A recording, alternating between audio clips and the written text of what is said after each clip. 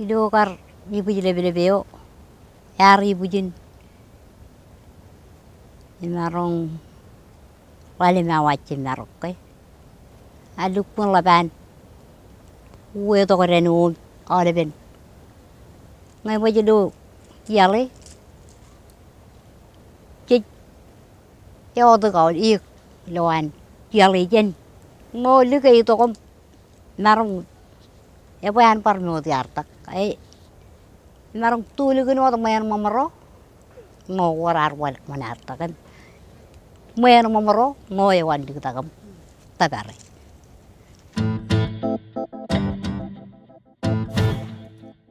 In the Pacific, everyone is getting affected by climate change.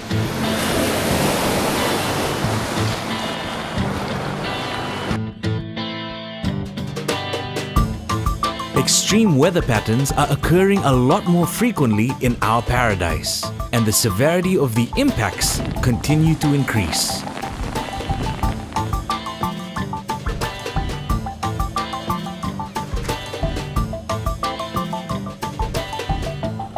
This is a story about the people of Arno, a remote atoll in the Republic of the Marshall Islands. Atoll islands are very low-lying, and as a result, the risk of disasters like waves crashing into the island and causing damage and loss of life is a reality the people of the Pacific face. In Arno, this happened in 2012, with many of the community waking up to waves crashing into their homes, stripping them of water tanks and household goods.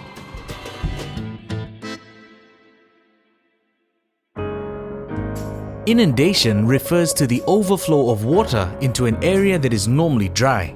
This inundation that caused damage to the people of Arno in 2012 was caused by high sea swells coinciding with an already high sea level. This type of disaster was made worse in 2015 when a drought hit the country, making it even harder for the community to access clean drinking water, as a lot of their water tanks were pulled out to sea during the 2012 inundation. Ilo chorno go chilet chujugun bergi nano dilo yen mare drought RMI jore kachung pukut kilen ilo dren ngan rak eno dilo olibian mare cholok ai bijala raja dalam chino chol E payan kar pelok. Menuko muyerum chorrena oleben. Tak pinukan ako meron pagayar nor jani mga men. Yoptin par walang tak. The Rir Lap Lap community in the Arno Atoll is 2 hours away by speedboat from the country's capital, Majuro. While this community may seem isolated, Arno is actually the closest and most accessible atoll outside of the nation's capital. After the inundation of 2012, 22 water tanks were donated to the communities of the Arno Atoll. Transportation costs alone to move the tanks from Majuro to Arno came to $92,000. A total of 217 water tanks were purchased and donated to 14 different atoll communities all over the Republic of the Marshall Islands. The water tanks were installed just before the country suffered a major drought between 2015 to 2016. In the country, you will see it on a map that each island really segregate or really far from each other. So that's one of the challenges that we faced, and this is one of the main important reason why these tanks have played an important role in assisting the National Disaster Management Office. These water tanks have not only assisted in the response phase, but also in the longer term road ahead of us.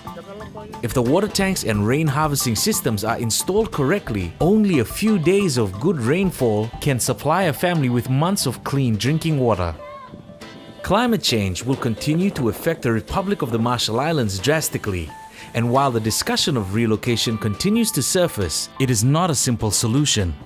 The complexity of the land tenure system here. And before a donor can understand, they have to understand that kind of complexity. We have 3 tiers of land ownership. And it's not easy to just move people. The people own the land. Government does not have land where they can just move people somewhere. It is predicted that droughts are going to increase for atoll areas. The most immediate, effective, and sustainable response is to continuously build the safety and resilience of the people that are at the forefront of the battle against our changing climate.